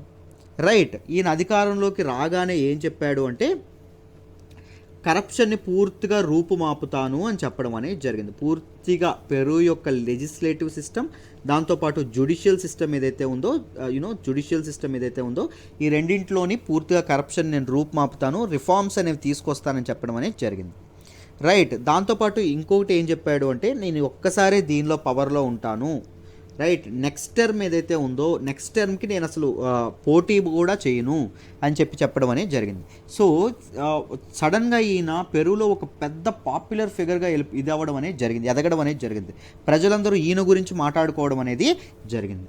కరప్షన్ ముఖ్యంగా ఒక సామాన్యమైనటువంటి ఇంజనీర్ ఇంత పెద్ద పొజిషన్కి వెళ్ళాడు, దాంతోపాటు కరప్షన్ ఏదైతే ఉందో దాన్ని ఇది చేస్తామని చెప్పి ఓత్ అనేది తీసుకున్నాడు. దాంతోపాటు నెక్స్ట్ పోటీ కూడా చేయనంటే ఈయనకి అధికారం మీద ఆశ కూడా లేదని చెప్పి ప్రజలందరూ ఈయన గురించి బాగా మాట్లాడుకోవడం అనేది జరిగింది. Right. Through out his tenure, ఎప్పుడైతే 2018 వచ్చాడో ఇప్పటి వరకు 2020 ఇప్పుడు ఆయన ఎప్పుడైతే వెళ్ళిపోయాడో అప్పటి వరకు నేషన్ వైడ్గా ఇతనికి చాలా సపోర్ట్ ఉండడం అనేది జరిగింది. రైట్. బట్ మీరు మామూలుగా డెసిషన్ మేకింగ్ ఏదైతే ఉంటుందో, లా మేకింగ్ ఏదైతే ఉంటుందంటే పెరులో కాంగ్రెస్ ఉంటుంది. మన ఇండియాలో 2 సభలు ఉంటాయి కదా, అక్కడ ఒకే సభ ఉంటుందండి, అదే కాంగ్రెస్. రైట్. ఈ కాంగ్రెస్ నిర్ణయం అనేది తీసుకుంటుంది. ఈ కాంగ్రెస్లో మొత్తం సభ్యులు ఎంత అంటే 130 మంది సభ్యులు ఉంటారు. లెజిస్లేటివ్ బాడీ అనేది 130 మెంబర్స్ ఉండడం అనేది జరుగుతుంది. రైట్. ఇది అసలు ఏం చేసింది, ఎప్పటి నుంచో ఈ కాంగ్రెస్కి మన తాలూకా ఇతను ఎవరైతే ఉన్నారో విజ్కారా ఎవరైతే ఉన్నారో మార్టిన్ విజ్కారా వీళ్ళకి పడట్లేదు. ఎందుకంటే ఈయన కాస్త కరప్షన్ మీద ఎక్కువ ఉక్కుపాదం పెట్టడం అనేది జరిగింది. వాళ్ళకి సంపాదించుకోవడం కుదరట్లేదు కాబట్టి వీళ్ళు కాస్త కోపంగా ఉండడం అనేది జరిగింది. రెండింటి మధ్య ఒక ఇది ఉంది కాబట్టి ఏం జరిగింది అంటే కాంగ్రెస్ ఈ విజ్కారా ఎవరైతే ఉన్నారో ఈయన దింపడానికి ప్రయత్నించింది. దింపడం ఎలా జరుగుతుంది అంటే ఇంపీచ్మెంట్ ద్వారా జరుగుతుంది, మహాభియోగ తీర్మానం ద్వారా జరగడం అనేది జరుగుతుంది. మన ప్రెసిడెంట్కి కూడా ఇంపీచ్మెంటే కదా ఉంటుంది. ఆఫ్కోర్స్ ఇండియాలో ఒక్క ప్రెసిడెంట్ కూడా ఇది అవ్వలేదు. బట్ కాంగ్రెస్ ఏం చేసింది, మార్టిన్ విజ్కారా ఎవరైతే ఉంటారో ఆయన ఇంపీచ్ చేయడానికి ప్రయత్నించడం అనేది జరిగింది. రైట్. అయితే ఇప్పుడు ఏమైందో చూడండి. కాంగ్రెస్ మొత్తం ఎన్ని అటెంప్ట్స్ చేసింది అంటే 2 అటెంప్ట్స్ చేయడం అనేది జరిగింది. మొదటి అటెంప్ట్లో ఏం చేశారు, కరప్షన్ ఛార్జెస్ చేశారు. బట్ నేను అవన్నీ చేయలేదని చెప్పి ఈయన ప్రూవ్ చేసుకోవడం అనేది జరిగింది. సో మొదటి ఇదేదైతే ఉంటుందో వాళ్ళ ప్రయత్నం ఏదైతే ఉంటుందో అది అన్సక్సెస్ఫుల్ అయింది. ఇప్పుడు రెండవ ప్రయత్నంలో ఏం జరిగింది, విజ్కారాని ఇంపీచ్ చేయడం అనేది జరిగింది. రైట్. ఆయన నేను చేయలేదు అని డినై చేస్తున్నా వీళ్ళు ఇంపీచ్ చేయడం అనేది జరిగింది. ఏ గ్రౌండ్స్ మీద ఇంపీచ్ చేశారు అంటే మారల్ కెపాసిటీ ఏదైతే ఉంటుందో he was impeached on the grounds of corruption charges ఏవైతే ఉంటాయో కరప్షన్ ఛార్జెస్ మీద ఈయన ఇంపీచ్ అవ్వడం అనేది జరిగింది. రైట్. అన్ప్రూవెన్ ఛార్జెస్ అండి, కరప్షన్ అనేది ప్రూవ్ అవ్వలేదు. పర్మనెంట్ మారల్ ఇన్కెపాసిటీ ఏదైతే ఉంటుందో 20th centuryలో అంటే 1900 సంవత్సరాల్లో కాన్స్టిట్యూషన్ ఎప్పుడైతే రాశారో అందులో ఇది చేయబడిందండి. ఒక పెరు ఒక ప్రెసిడెంట్ ఎవరైతే ఉంటారో అధ్యక్షుడిని ఆయన్ని పర్మనెంట్ మారల్ ఇన్కెపాసిటీ మీద on the basis of this కూడా ఇంపీచ్ చేయొచ్చు, తొలగించవచ్చు అనేటటువంటి ఇది తీసుకోవడం అనేటటువంటి ఒక ప్రొవిజన్ ఉండడం అనేది జరిగింది. దాని ప్రకారంగా ఈయన ఇంపీచ్ చేయడం అనేది జరిగింది. నేనేం చెప్పాను, ఈయన ఎప్పుడైతే 2.5 ఏళ్ళు పరిపాలించాడు, ఈ 2.5 ఏళ్ళలో ఆయన నేషన్ వైడ్గా చాలా పాపులారిటీని సొంతం చేసుకోవడం అనేది జరిగింది. జనాలు నిజంగా చాలా దీనిగా ఉన్నారు. దాంతోపాటు ఇతన్ని దింపడానికి కాంగ్రెస్ చేస్తున్నటువంటి ప్రయత్నాలు ప్రజలందరికీ తెలిసిపోయినాయి. రైట్. ఇంత ప్రయత్నాలు చేస్తున్నారు, ఈయన కరప్షన్ పోగొడుతుంటే కాంగ్రెస్కి నచ్చట్లేదు. రైట్. కాంగ్రెస్ అనేది కావాలని దింపేసింది ఇతని పవర్ నుంచి అని చెప్పి అనుకోవడం అనేది ప్రజలందరికీ ఇదేదైతే ఉందో అది ఇదవ్వడం అనేది జరిగింది. రైట్. సో అప్పుడు ఏం జరిగిందంటే ఈయన ఇంపీచ్ చేసిన తర్వాత కాంగ్రెస్లోంచి ఒక సభ్యుడైనటువంటి మాన్యుయల్ మెరీనో అనేటటువంటి వ్యక్తిని ఇంటరమ్ ప్రెసిడెంట్గా, ఆయన దిగిపోయిన తర్వాత ప్రెసిడెంట్గా 1 వీక్ బ్యాక్ చేయడం అనేది జరిగింది. ఈయన ఎప్పుడైతే అధికారంలోకి వచ్చాడో ప్రజలందరూ రోడ్లు ఎక్కడం అనేది చేశారు, ప్రొటెస్ట్ చేయడం అనేది జరిగింది. ఇతని తాలూకా సపోర్టర్స్ ఎవరైతే ఉంటారో, మార్టిన్ విజ్కారా యొక్క సపోర్టర్స్ ఎవరైతే ఉంటారో వీళ్ళందరూ చాలా చాలా తీవ్రంగా ప్రొటెస్ట్ చేయడం అనేది జరిగింది ఇతని తాలూకా గవర్నమెంట్ మీద. రైట్, దానిలో భాగంగా పోలీసుల ఫైరింగ్లో ఇద్దరు యంగ్ పీపుల్ అనే వాళ్ళు చనిపోతారు. సో అది ఎప్పుడైతే డెత్ అనేది ఎప్పుడైతే ఉందో, రక్తం అనేది ఎప్పుడు కారిందో, అప్పుడు ఇంకా ఈ రెవల్యూషన్ ఇది ప్రొటెస్ట్ ఏవైతే ఉన్నాయో చాలా ఇంకా గట్టిగా అవ్వడం అనేది జరుగుతుంది. రైట్, ఈ ప్రొటెస్ట్ అనేవి ఆల్మోస్ట్ సివిల్ వార్ దగ్గరికి వెళ్ళిపోతున్నాయి. ఓవర్ 40 పీపుల్ మిస్ అయ్యారు ఇప్పటి వరకు. రైట్, మెనీ పీపుల్ ఇంజూర్ అవ్వడం కూడా జరిగింది. రైట్, సో దీని కారణంగా ఈ మాన్యుయల్ మెరినో ఎవరైతే ఉన్నారో ఈయన రిజైన్ చేయాల్సి వచ్చిందండి, తన పదవికి రాజీనామా చేయాల్సి వచ్చింది. రాజీనామా చేసిన తర్వాత ఇప్పుడు ఎవరవుతున్నారు అంటే ఫ్రాన్సిస్కో సగాస్తి ఎవరైతే ఉన్నారో ఆయన సింహాసనం ఆయన ఇదవ్వడం అనేది ప్రెసిడెంట్ అవ్వడం అనేది జరుగుతుంది, ఇంటరిమ్ ప్రెసిడెంట్గా ఇదవ్వడం అనేది జరుగుతుంది. నెక్స్ట్ ఇయర్ జూలై వరకు ఈయన ఏం చేస్తారంటే ఈయన పరిపాలించడం అనేది జరుగుతుంది. నెక్స్ట్ ఇయర్ జూలై తర్వాత ఎలక్షన్స్ అనేవి జరుగుతాయమ్మ. రైట్, సో మీకు డీటెయిల్డ్గా పెరువులో ఏం జరుగుతుంది ఏంటి అని డీటెయిల్డ్గా అర్థమైందనే అనుకుంటున్నాను. మాన్యుయల్ మెరినో మీద ప్రొటెస్ట్ జరగడం వల్ల, ఎందుకు అంటే మార్టిన్ విజ్కారాని ఎప్పుడైతే ఇంపీచ్ చేశారో కాంగ్రెస్ ఇంపీచ్ చేసింది, ఆ కాంగ్రెస్ మీదకి వ్యతిరేకంగా ఇది జరగడం అనేది జరిగింది. I hope you understand this article in detail అమ్మ. రైట్, మీకు నోట్స్ రాసుకోవడానికి ఇబ్బంది అయితే you can join this current affairs course. మీరు చక్కగా కరెంట్ అఫైర్స్ కోర్స్లో జాయిన్ అవ్వచ్చు. రైట్, మీకు చక్కగా హ్యాండ్ రిటర్న్ నోట్స్ అనేది ఇవ్వడం అనేది జరుగుతుంది డీటెయిల్డ్గా. ఒక్కసారి నోట్స్ని చూపిస్తాను, ఒక్కసారి చూడండి అమ్మా. న్యూస్ ఏంటి, హెడ్లైన్ ఏంటి, దాంతోపాటు మీకు కాంటెక్స్ట్ ఏంటి, సిలబస్ ఏంటి, ఆర్టికల్ ఏదైతే ఉంటుందో ఆర్టికల్ కూడా పిక్ పెట్టడం అనేది జరుగుతుంది డీటెయిల్డ్గా. మీరు ఫర్ యువర్ రిఫరెన్స్ మీరు కూడా చదువుకోవడానికి. దాంతోపాటు చూడండి న్యూస్లో ఎందుకు వచ్చింది, దాంతోపాటు అసలు ఏం జరిగింది, న్యూస్లో ఇంపార్టెంట్ పాయింట్స్ ఏం రాశారు డీటెయిల్డ్గా రాయడం అనేది జరుగుతుంది. బ్యాక్గ్రౌండ్ ఏం జరిగింది, ఇది మొత్తం బ్యాక్గ్రౌండ్ అండి. నేను ఇప్పటివరకు ఎక్స్ప్లెయిన్ చేసిందంతా డీటెయిల్డ్గా ఉండడం అనేది జరుగుతుంది. So you get to know that terminology. ప్రతి డీటెయిల్ ఇస్తానండి. ఇదిగోండి మార్టిన్ విజ్కారా ఎవరైతే ఉన్నారో ఆయన గురించి మొత్తం డేటా ఎవ్రీథింగ్ మీకు ఇది అవ్వడం అనేది జరుగుతుంది. జస్ట్ 6,000కే లైఫ్ టైం మీరు ఈ పీడిఎఫ్స్ని పొందొచ్చు. దాంతోపాటు మీకు ఎంసీక్యూ సెషన్స్, లైవ్ సెషన్స్, దాంతోపాటు main session, current affairs quiz ఇన్ని ఉండడం అనేది జరుగుతుంది. నన్ను నమ్మి జాయిన్ అవ్వండి, నాతో పాటు వర్క్ చేయండి, మీరు కరెంట్ అఫైర్స్లో మాస్టర్స్ అవ్వచ్చు. Right, this is the number, ఇక్కడ రాస్తున్నాను మరొకసారి చూడండి, 9241262391. దీనికి ఫోన్ చేసి మీరు జాయిన్ అవ్వచ్చమ్మా. Right, perfect. Let's move to the next article అమ్మ.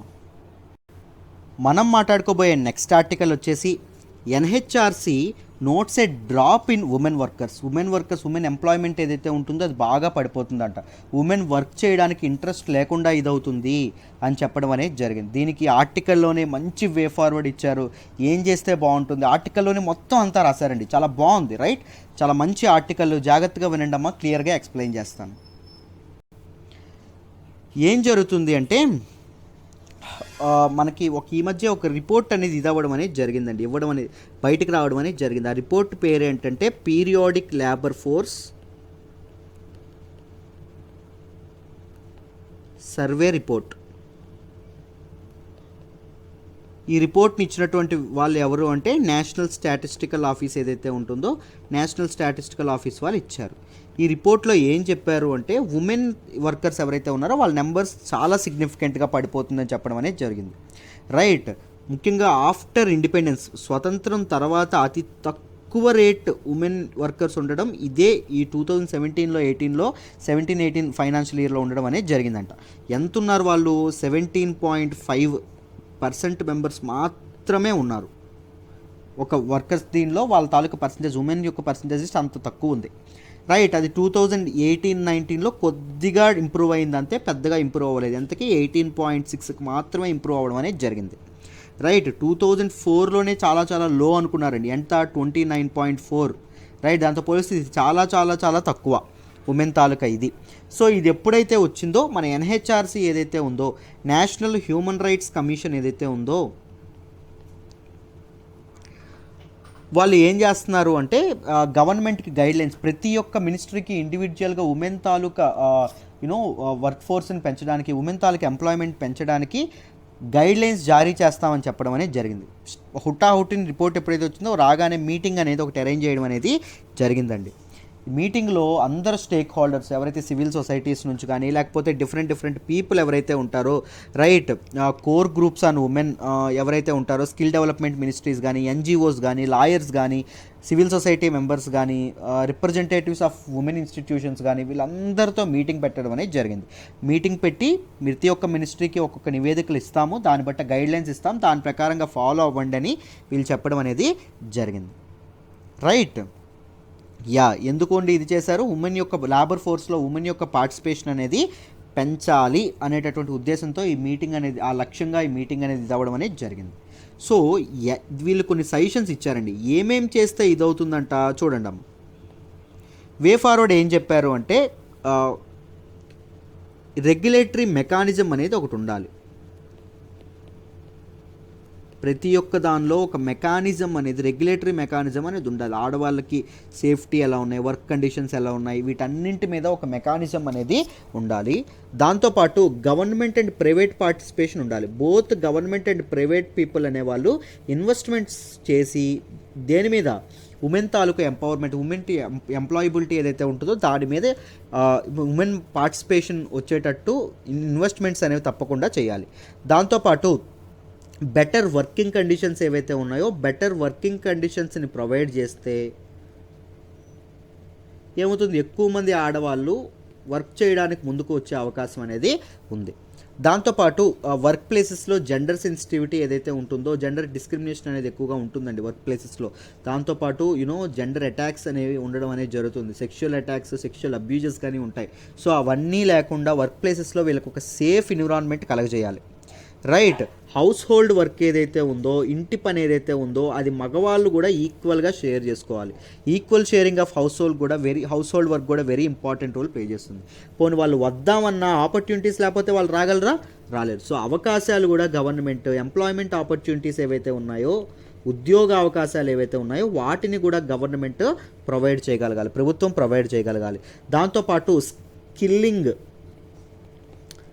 అంటే నైపుణ్యాన్ని అభివృద్ధి చేసేటటువంటి ఇవేవైతే ఉంటాయో స్కీమ్స్ కానీ, లేకపోతే క్యాంపెయిన్స్ కానీ, అవేర్నెస్ ఇవేవైతే ఉంటాయో వాటన్నింటినీ ఇది చేయడం అనేది జరగాలి. దాంతోపాటు ఉమెన్కి అన్కన్వెన్షనల్ జాబ్స్ అన్నారండి. అన్కన్వెన్షనల్ జాబ్స్ అంటే ఉమెన్ ఎప్పుడూ చేయనటువంటి కొన్ని జాబ్స్, అంటే డ్రైవర్స్గా కానీ, ఎలక్ట్రీషియన్స్గా కానీ ఉమెన్ అనేవాళ్ళు అలాంటి ఉద్యోగాలు చేసేటట్టు ఉమెన్ని ఎంకరేజ్ చేయడం అనేది జరగాలి. రైట్, గవర్నమెంట్స్ ఏం చేయాలంటే వాళ్ళని ఎంకరేజ్ చేయడం అనేది జరగాలి. దాంతోపాటు డిజిటల్ లిటరసీ కూడా పెంచడానికి ప్రయత్నాలు జరగాలి. డిజిటల్ లిటరసీని పెంచడం అంటే ఏంటండి, ఎందుకు డిజిటల్ లిటరసీని పెంచాలంటే ముఖ్యంగా వర్క్ ఫ్రమ్ హోమ్ ఏదైతే ఉందో, వర్క్ ఫ్రమ్ హోమ్ ఇది చేయడం అనేది వర్క్ ఫ్రమ్ హోమ్ వర్క్స్ ఏవైతే ఉన్నాయో అవి బాగా పెరుగుతున్నాయి. సో వర్క్ ఫ్రమ్ హోమ్ ఆడవాళ్ళు ఇంటి నుంచే పని చేసుకునేటట్టు ఉండేటట్టు వెసులుబాటు కల్పించాలంటే ఏం చేయాలి, డిజిటల్ లిటరసీ కూడా పెరగాలి. దాంతోపాటు మనకి ఎంజీఎన్ఆర్ఈజీఎస్ స్కీమ్ ఏదైతే ఉందో, మన్రేగా అంటాం కదా, Mahatma Gandhi national rural employment guarantee scheme ఏదైతే యాక్ట్ ఏదైతే ఉందో దాని ప్రకారంగా వచ్చిన స్కీమ్ ఏదైతే ఉందో అలాంటి scheme urban employment guarantee schemes కూడా అలా same on the lines of the scheme urban employment guarantee schemes కూడా రావాలండి. వచ్చి దానిలో ఉమెన్కి రిజర్వేషన్ అనేది ప్రొవైడ్ చేయాలి. రైట్, అప్పుడే ఆడవాళ్ళకి ఎక్కువ ఆపర్చునిటీస్ అనేవి ఉంటాయి. Right, these are the things, ఇవన్నీ వే ఫార్వర్డ్లో చెప్పడం అనేది జరిగింది. రైట్, ఇప్పుడు మనం ఒక్కసారి మనకి ఎన్హెచ్ఆర్సీ గురించి కాస్త తెలుసుకోవాలండి. Simple, national human rights commission అంటే ఏంటి, ముందు దానికంటే హ్యూమన్ రైట్స్ అంటే ఏంటి? మానవ హక్కులు. అంటే మనకి జీవించే హక్కు ఉంది ప్రతి ఒక్క మానవుడికి, irrespective of his country, irrespective of his gender, irrespective of his sex, irrespective of his class, right, irrespective of his religion, irrespective of his caste. ఏంటండి? మనకి జీవించే హక్కు, లిబర్టీ, వ్యక్తిగత స్వేచ్ఛ అనేది మనకుంది, రైట్ టు ఎక్స్ప్రెషన్ అనేది మనకుంది, రైట్. ఇవన్నీ ఏవైతే ఉన్నాయో ఇవి మానవ హక్కులు. మనిషికి ఉండే రైట్, డిగ్నిటీగా బతికేటటువంటి హక్కు మనిషికి ఉంది, రైట్. ఒక దేశంలో, మన దేశంలో ఈ హక్కులు ఏవైతే ఉన్నాయో ప్రజలకి ఈ హక్కుల్ని సేఫ్ గార్డ్ చేయడానికి ఫార్ములేట్ చేసినటువంటిది ఏంటి అంటే NHRC, right. National human rights commission ఏదైతే ఉంటుందో అది ఎస్టాబ్లిష్ అవ్వడం అనేది జరిగింది, రైట్. త్రూ విచ్ యాక్ట్ అండి? Protection of human rights act 1993 ఏదైతే ఉంటుందో ఇది అవ్వడం అనేది జరిగింది. తర్వాత దీన్ని 2006లో కూడా అమెండ్ చేయడం అనేది జరిగింది, రైట్. ఎన్హెచ్ఆర్సి ఈ యాక్ట్ ద్వారా తీసుకొచ్చారు కాబట్టి దీన్ని ఏ బాడీ అంటాం? స్టాట్యూటరీ బాడీ అనేది అనడం అనేది జరుగుతుంది, అంతే కదా. సో అన్ని దేశాలు కలిపి ప్యారిస్ ప్రిన్సిపల్స్ అనేవి 1991లో, అంటే మనకి ప్రతి ఒక్కరికి హ్యూమన్ రైట్స్, మానవ హక్కులు కల్పిస్తామని చెప్పి అన్ని కంట్రీస్ కలిపి ఒక ఓత్ చేసుకోవడం అనేది జరిగింది. ఒక ప్రమోషన్ ఏదైతే ఉందో ప్రొటెక్షన్ ఆఫ్ హ్యూమన్ రైట్స్ని అడాప్ట్ చేసుకోవడం అనేది జరిగింది. ఎక్కడ అంటే ప్యారిస్లో జరిగిందండి ఆ ఈవెంట్. తర్వాత 1993లో యునైటెడ్ నేషన్ జనరల్ అసెంబ్లీ కూడా దాన్ని రాటిఫై చేయడం అనేది ఆమోదించడం అనేది జరిగింది, రైట్. సో తర్వాత దీని తర్వాత ఏం జరిగినాయి? ప్రతి ఒక్క కంట్రీ హ్యూమన్ రైట్స్ కౌన్సిల్స్ అనేవి తమ దేశాల్లో ఏర్పాటు చేయడం అనేది జరిగింది. అలాగే మనకి 1993లో protection of human rights act ఏదైతే ఉంటుందో అది తీసుకురావడం అనేది జరిగింది, రైట్. దాని ప్రకారంగా ఫార్ములేట్ ఎస్టాబ్లిష్ అయినటువంటి ఇదేంటండి institution, body, government body NHRC, right. So దీని గురించి ఒక్కసారి చూడండి అమ్మ. దీని గురించి ఇంపార్టెంట్ ఫ్యాక్ట్స్ ఏవైతే ఉన్నాయో అవి చూద్దాం, చూడండి. వీటి తాలూకు ఎన్హెచ్ఆర్సి యొక్క కంపోజిషన్ ఎలా ఉంటుందో చూద్దాం, చూడండి అమ్మ. ఎన్హెచ్ఆర్సీలో ఎవరు ఉంటారు అంటే ఒక చైర్పర్సన్ ఉంటారు. ఆ chairperson should be retired chief justice of India. Chief justice of India retire అయ్యి ఎవరైతే ఉన్నారో వాళ్ళు మాత్రమే దీనికి ఉండాలి. దాంతోపాటు 4 మెంబర్స్ ఉంటారండి, మామూలు మెంబర్స్. అందులో ఫస్ట్ ఒక మెంబర్ ఎవరు అంటే supreme court of India, supreme court judge అయి ఉండాలి ఒక మెంబర్ తప్పకుండా. నెక్స్ట్ రెండవ మెంబరు ఎలా ఉండాలి అంటే chief justice of A high court అయి ఉండాలి తప్పకుండా. ఒక హైకోర్టు, ఏదో ఒక హైకోర్టు యొక్క చీఫ్ జస్టిస్ అయి ఉండాలి. దాంతోపాటు మిగిలిన ఇద్దరు ఎవరైతే ఉన్నారో వాళ్ళు ఎవరు అంటే ఎక్స్పర్ట్స్ అండి. హ్యూమన్ రైట్స్ దీనిలో ఎక్స్పర్ట్స్ ఎవరైతే ఉంటారో, నాలెడ్జబుల్ పర్సన్స్ ఎవరైతే ఉన్నారో, ల్యాండ్ మెన్ ఎవరైతే ఉంటారో వాళ్ళని ఇది చేయడం అనేది జరుగుతుంది, రైట్. ఐ హోప్ మీకు ఇక్కడి వరకు డీటెయిల్గా అర్థమైంది అనుకుంటున్నాను. దీంతోపాటు ఎన్హెచ్ఆర్సీలో 4 ఎక్స్-అఫిషియో మెంబర్స్ ఉంటారండి. ఎక్స్-అఫిషియో మెంబర్స్ అంటే ఏంటి అంటే వీళ్ళకి స్పెషల్గా హక్కులు ఉండక్కర్లా. ఒక పదవి ఉంటే ఆ పదవి ఉండడం వల్ల వాళ్ళకి ఆటోమేటిక్గా దీనిలో మెంబర్షిప్ వచ్చేస్తుంది. వాళ్ళని ఎక్స్-అఫిషియో మెంబర్స్ అనడం అనేది జరుగుతుంది, రైట్. ఏ పదవిలో ఉండే వాళ్ళంట? వాళ్ళు చైర్పర్సన్స్ ఆఫ్ 4 నేషనల్ కమిషన్స్ అండి. Chairpersons of 4 national commissions. ఏ national commissions? National commission on minorities, national commission on SC scheduled caste, national commission on ST scheduled tribes, national commission on women. ఎక్కువగా human rights అనేవి వీళ్ళకే కదా పాపం పోతాయి, right. ఈ vulnerable సెక్టర్స్కే పోవడం అనేది జరుగుతుంది కదా. సో నేషనల్ కమిషన్స్ ఏవైతే ఉన్నాయో వీటికి చైర్పర్సన్స్ ఎవరైతే ఉన్నారో వాళ్ళు ఎక్స్-అఫిషియో మెంబర్స్గా కొనసాగుతారు. దేనిలో? నేషనల్ హ్యూమన్ రైట్స్ కమిషన్లో కొనసాగడం అనేది జరుగుతుంది. అయితే ఈ ఎన్హెచ్ఆర్సీ ఇంతకీ ఏం పని చేస్తుంది sir? It enquire into violations of human rights. Human rights violations దేశంలో ఎక్కడైనా జరిగాయి అనుకోండి, దానికి ఎంక్వైరీ చేయడం అనేది జరుగుతుంది. వాటిని సేఫ్ గార్డ్ చేయడానికి కష్టపడడం అనేది జరుగుతుంది. దాంతోపాటు జైల్స్ కానీ అదర్ ఇన్స్టిట్యూషన్స్ ఏవైతే ఉన్నాయో, స్టేట్ గవర్నమెంట్ అండర్లో ఉన్నటువంటి ఏవైతే జైల్స్ కానీ ఏవైతే ఉన్నాయో అక్కడికి వెళ్తాయి.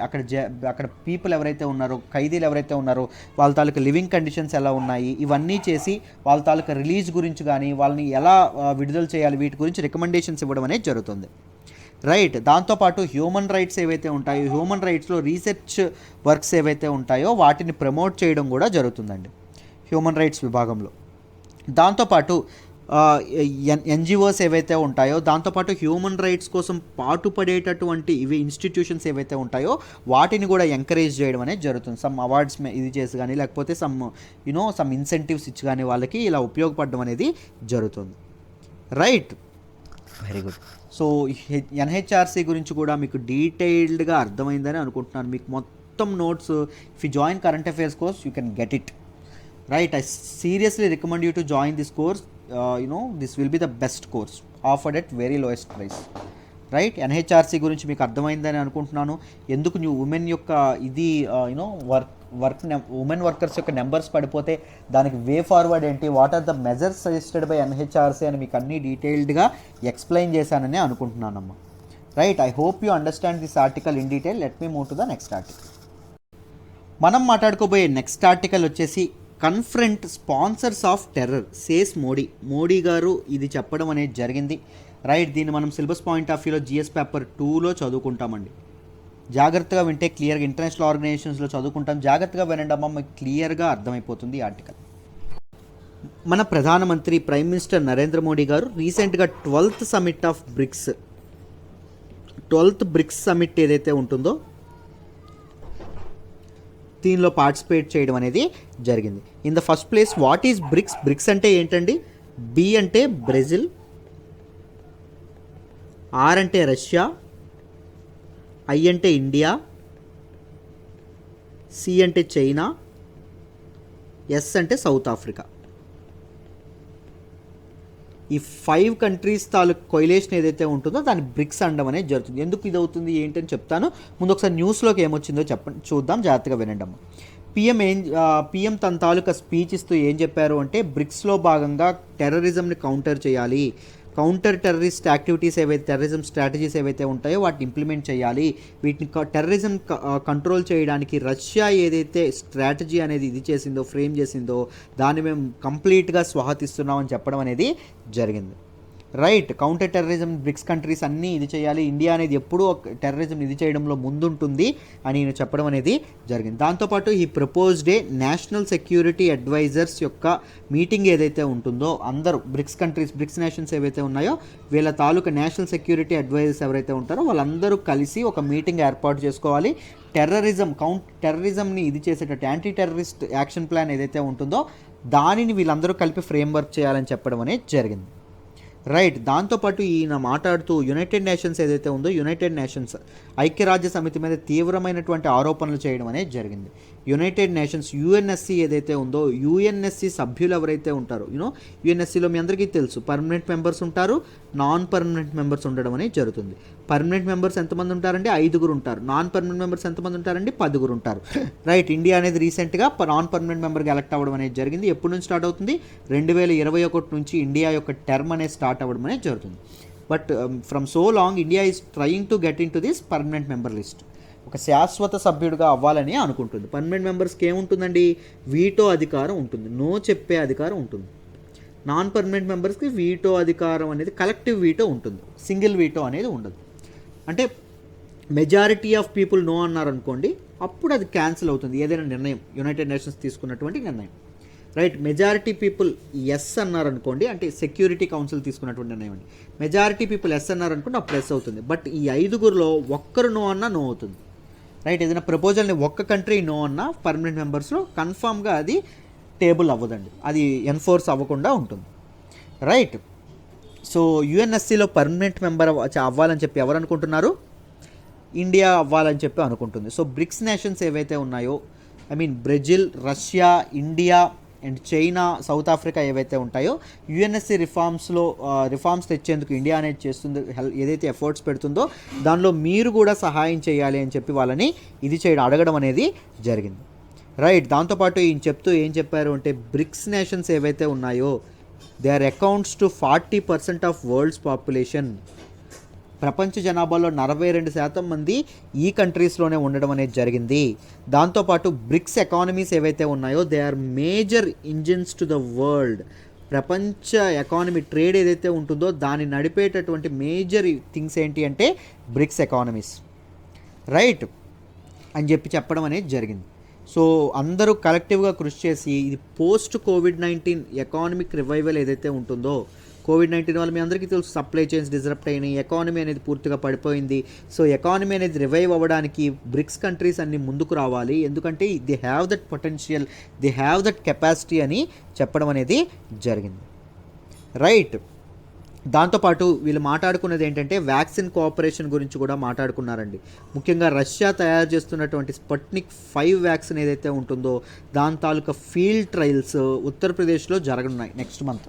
సో దాని గురించి కూడా కోఆపరేషన్ గురించి మాట్లాడడం అనేది జరిగింది. దాంతోపాటు బంగ్లాదేశ్ అండ్ శ్రీలంక లాంటి కంట్రీస్కి కూడా వ్యాక్సిన్లు అందేందుకు మన రీజనల్, మన పొరుగునే ఉన్నటువంటి కంట్రీస్ ఏవైతే ఉన్నాయో మనకి నైబర్ ఫస్ట్ పాలసీ అనేది ఫాలో అవుతాం కదమ్మా. ఈ పొరుగునే ఉన్నటువంటి కంట్రీస్ ఏవైతే ఉన్నాయో వాటికి కూడా వ్యాక్సిన్ అందేటట్టుగా ఇండియా అనేది ఒక కొయిలేషన్ అనేది, ఒక రీజనల్ కొలాబరేషన్ అనేది ఇండియా అనేది లీడ్ చేయబోతుంది అని చెప్పడం అనేది జరిగింది. రైట్. ఇండియా అనేది న్యూ డెవలప్మెంట్ బ్యాంక్ ద్వారా కోవిడ్-19 వ్యాక్సిన్ తయారీలో ఎంత ఖర్చు అయితే అంత ఖర్చు మేము ఫైనాన్స్ చేస్తామని చెప్పి మోడీ గారు మనకి ప్రామిస్ చేయడం కూడా జరిగింది బ్రిక్స్ నేషన్స్ యొక్క 12th సమిట్లో, 12వ సమిట్లో. రైట్. ఐ హోప్ ఈ ఆర్టికల్లో చెప్పిందంతా మీకు అర్థమైందని అనుకుంటున్నాను. ఇది వెరీ సింపుల్ ఆర్టికల్ అండి. ఒక్కసారి బ్రిక్స్ నేషన్స్ గురించి ఒకసారి ఫ్యాక్ట్స్ చూద్దాం, జాగ్రత్తగా వినండి అమ్మా. బ్రిక్స్ అంటే ఏ కంట్రీస్ అని చెప్పుకున్నాం? Brazil, Russia, India, China and South Africa. ఈ బ్రిక్ అనేటటువంటి ఇదేదైతే ఉందో దీన్ని మొదట ఎప్పుడు కాయిన్ చేయడం అనేది జరిగిందంటే 2001లో ఈ పదం అనేది పుట్టుకొచ్చింది. ఎవరండి చేశారు అంటే గోల్డ్మెన్ సచ్ ఏదైతే ఉందో అసెట్ మేనేజ్మెంట్ ఇన్స్టిట్యూట్, రైట్, అది చేయడం అనేది జరిగింది. రైట్. దీని తాలూకా చైర్మన్ అయినటువంటి, to be precise, gym O'Neill ఎవరైతే ఉన్నారో ఆయన ఈ బ్రిక్ అనేటటువంటి పదాన్ని కాయిన్ చేయడం అనేది జరిగిందమ్మా. Right. BRICS is the acronym for association of 5 emerging countries, developing countries. ఏంటండి? Brazil, Russia, India, China and South Africa. Right. ఈ బ్రిక్స్ ఫోరం అనేది this is an independent international organisation అండి. దిస్ ఈజ్ అన్ ఇండిపెండెంట్ అంటే స్వతంత్ర అంతర్జాతీయ సంస్థ అంటారు. Right. దీనికి ఒక ఇండిపెండెన్స్ అనేది ఉంది, ఇండిపెండెంట్ ఆర్గనైజేషన్. రైట్. ఇది ఏం చేస్తుంది? ఈ ఎమర్జింగ్ కంట్రీస్ ఏవైతే ఉంటాయో వాటి మధ్య commercial cooperation, political cooperation and cultural cooperation అనేది ఎస్టాబ్లిష్ అయ్యేందుకు, ఎనేబుల్ అయ్యేందుకు ఈ బ్రిక్స్ ఫోరం అనేది ఇది అవ్వడం అనేది జరుగుతుంది. ఎప్పుడండి ఫామ్ అయింది అంటే 2011లో ఫామ్ అయింది. ఈ పదాన్ని ఎప్పుడు కాయిన్ చేశారంటే 2001లో. ఈ కొయిలేషన్ అనేది ఎప్పుడు ఫామ్ అయింది? 2011లో ఫామ్ అవ్వడం అనేది, 2011లో ఫామ్ అవ్వడం అనేది జరిగింది. Right. Developing or newly industrialized nations ఏవైతే ఉన్నాయో, అప్పుడే డెవలప్ అవుతున్న నేషన్స్. మామూలుగా అభివృద్ధి అనేది డెవలప్మెంట్ అండ్ ట్రేడ్ డెవలప్మెంట్ అనేది ఓన్లీ డెవలప్డ్ నేషన్స్కి మాత్రమే పరిమితం అవ్వకూడదు. డెవలపింగ్ నేషన్స్ కూడా, అభివృద్ధి చెందేటటువంటి నేషన్స్కి కూడా అది వర్తించాలి అనేటటువంటి ఉద్దేశంతో ఈ ఫోరంని ఇది చేయడం అనేది, ఎస్టాబ్లిష్ చేయడం అనేది జరిగిందమ్మా. రైట్. దీనిలో భాగంగా ఏం జరుగుతుంది? ఈ కంట్రీస్ ఏవైతే ఉన్నాయో మ్యూచువల్గా ఒకదానికొకటి కోఆపరేట్ చేసుకొని, ఒకదానికొకటి ట్రేడ్ కానీ, కమర్షియల్గా కానీ, పొలిటికల్గా కానీ, కల్చరల్ కోఆపరేషన్ అనేది చేసుకొని ముందుకెళ్ళడానికి ఉపయోగపడడం అనేది జరుగుతుంది. రైట్. Very good. సో మీకు ఇక్కడ వరకు డీటెయిల్డ్గా అర్థమైందని అనుకుంటున్నాను. అండ్ సమ్ అదర్ ఫ్యాక్ట్స్ తెలుసుకోవాలి మీరు. ఏంటి అంటే ఈ బ్రిక్స్ కంట్రీస్ ఏవైతే ఉన్నాయో they contributes to 12% of global GDP అండి. గ్లోబల్ జీడిపిలో ఏదైతే 12% కంట్రిబ్యూట్ చేయడం అనేది జరుగుతుంది. దాంతోపాటు ఇట్ కంట్రిబ్యూట్స్, ఇప్పుడే చెప్పాం కదా, 43% ఆఫ్ గ్లోబల్ పాపులేషన్. మొత్తం ప్రపంచ జనాభాలో 43% మంది ఎక్కడుంటారు? ఈ బ్రిక్స్ నేషన్స్లోనే ఉండడం అనేది జరుగుతుందని చెప్పడం అనేది జరిగింది. కంబైన్డ్ మనకి ఫారిన్ రిజర్వ్స్ ఎంత ఉన్నాయి అంటే బ్రిక్స్ నేషన్స్ అన్నీ కలిపి 4.4 ట్రిలియన్ ఉండడం అనేది జరిగింది. బ్రిక్స్ నేషన్స్ అన్నీ కలిపి. రైట్. ఈ ఫ్యాక్ట్స్ అనేవి చెప్పడం అనేది జరిగిందమ్మా. These are the facts that were mentioned. అసలు దీని తాలూకా ఆబ్జెక్టివ్స్ ఏంటి సార్? అసలు ఎందుకు ఈ బ్రిక్స్ ఫోరం అనేది ఎలా పనిచేస్తుంది అంటే టు అచీవ్ రీజనల్ డెవలప్మెంట్ అండి, ప్రాంతీయ అభివృద్ధి అనేది సాధించడం కోసం with mutual cooperation and trade barriers ఏవైతే ఉన్నాయో ట్రేడ్ బ్యారియర్స్ అనేవి తొలగించుకోవడం కోసం. ఈ కోయిలేషన్లో ట్రేడ్ బ్యారియర్స్ ఏవైతే ఉన్నాయో వాటిని తొలగించుకొని ఫ్రీ ట్రేడ్ అనేది మూవ్ అవ్వడం కోసం, రైట్. ఫ్రీ ట్రేడ్ అంటే నాట్ ఎఫ్టీఎస్ అండి. ఫ్రీ ట్రేడ్ అగ్రిమెంట్ వేరు, ఫ్రీ ట్రేడ్ అంటే ఈజ్ ఆఫ్ డూయింగ్ బిజినెస్ అనేది పెంచడం కోసం. దాంతోపాటు ఎకనామిక్ డెవలప్మెంట్, అన్ని కంట్రీస్ ఆర్థికంగా ఎదగడానికి. దాంతోపాటు to build up relations, cultural relations, political relations, ఇవేవైతే ఉన్నాయో వాటిని రిలేషన్షిప్స్ అనేవి బిల్డ్ చేసుకోవడానికి. And the optimum use of resources ఏవైతే ఉన్నాయో వాటి తాలూకా ఆప్టిమమ్ యూజ్ కోసం కూడా దీన్ని ఇది చేయడం అనేది, అంటే కరెక్ట్గా వాడుకోవడానికి, ఎటువంటి ఎక్స్ప్లాయిటేషన్ కానీ ఎటువంటి ఇది కానీ ఇది అవ్వకుండా.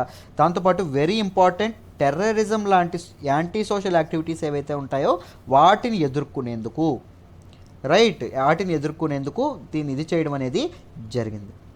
ఎందుకు బ్రిక్స్ నేషన్స్, బ్రిక్స్ తాలూకా ఫోరం అనేది ఎందుకు వెరీ ప్రామినెంట్ అంటే because of its exceptional size of their territories and economies అండి, రైట్. ఇవి చాలా చాలా ప్రపంచ ప్రాంతాలు ఎక్కువ భూభాగాన్ని ల్యాండ్ మాస్ని ఆక్రమించడం అనేది జరిగింది. దాంతోపాటు అండ్ ఇట్స్ ఎకానమీస్, ఆర్థిక వ్యవస్థలు కూడా వీటివి చాలా బలమైనవి, రైట్. ఇప్పుడు వీటిలో ఏ ఒక్క నేషన్ యొక్క ఎకానమీ అనేది డిస్రప్ట్ అయినా గ్లోబల్ ఎకానమీ అనేది డిస్రప్ట్ అయ్యే అవకాశం ఉంది. సో అంత ఇన్ఫ్లుయెన్స్ చేయగలిగేటటువంటి countries. And they have strong growth rates, వీటి తాలూకు గ్రోత్ రేట్స్ అనేవి చాలా చాలా ఎక్కువ. And they have increasing significance and influence in global ఎకానమీలో వీటి తాలూకా సిగ్నిఫికెన్స్ కూడా చాలా చాలా ఎక్కువగా ఉండడం అనేది జరుగుతుంది, right. Yeah, these are the things that you should remember about BRICS nations. I hope ఈ ఆర్టికల్ కూడా మీకు డీటెయిల్డ్గా అర్థమైందని అనుకుంటున్నాను, రైట్. ఇన్ డీటెయిల్ ఎక్స్ప్లెయిన్ చేశానని అనుకుంటున్నాను మొత్తం ఈరోజు హిందూ అనాలిసిస్లో ఉన్నటువంటి ఆర్టికల్స్ అన్నీ, రైట్. సో ఇలాగే ఎంకరేజ్ చేస్తూ ఉండండి అమ్మా, ఇలాగే సపోర్ట్ చేస్తూ ఉండండి. ఇంకా మంచి కంటెంట్ అనేది మన ఛానల్ నుంచి వస్తుంది, రైట్. యా, మీకు ఇంకా బాగా ఇన్ డీటెయిల్ ప్రతి విషయం నేర్చుకోవాలి అంటే కరెంట్ అఫైర్స్ కోర్సులో జాయిన్ అవ్వండి. ఎడిటోరియల్స్ కవర్ చేస్తాము, రైట్. దాంతోపాటు మీకు చాలా చాలా కవర్ అవ్వడం అనేది జరుగుతుంది. ఎంసీక్యూ సెషన్స్ అనేవి చేస్తాము. ఎంసీక్యూ సెషన్స్లో క్వశ్చన్స్, మనకి ఇప్పుడు ఆర్టికల్స్ చదువుతున్నారు కరెక్టే, నాలెడ్జ్ అనేది ఉంటుంది కరెక్టే, కానీ క్వశ్చన్స్ ఎలా అడుగుతారో మీకు ఐడియా ఉండాలి, right. The way they ask అనేది మీకు తెలిస్తేనే మీరు అటెంప్ట్ చేయగలరు, ఆ విధంగా ఆలోచించగలరు. సో ఎంసీక్యూ సెషన్స్ అనేవి జరుగుతాయి, ఇన్ డీటెయిల్ ఇన్ డెప్త్ చెప్తాను, ఏదో క్వశ్చన్ చెప్పి ఆన్సర్ చెప్పినట్టు ఉండదండి, రైట్. దాంతోపాటు మెయిన్స్ సెషన్స్ ఏవైతే ఉన్నాయో మెయిన్ సెషన్స్ కూడా వీక్లీ ఒక మెయిన్ సెషన్ కూడా కండక్ట్ చేయడం అనేది జరుగుతుంది. ఆ సెషన్లో కంప్లీట్ ఆ వీక్లో జరిగినటువంటి కరెంట్ అఫైర్స్ మీద ఒక ఓరియంటేషన్ అనేది మీకు తీసుకొస్తాను. మెయిన్స్ పర్స్పెక్టివ్లో ఎలా ఉండాలి, ఏం చేయాలి, ఏంటి అని, రైట్. కరెంట్ అఫైర్స్ టెస్ట్ అనేది జరుగుతుంది. ఒకసారి think about it and trust me, you will definitely succeed, right. Perfect అండి. సో ఐ థింక్ ఆర్టికల్స్ అన్ని క్లియర్ అయ్యాయి అనుకుంటున్నాను. Let's call it a day దన్నమైతే. బాయ్.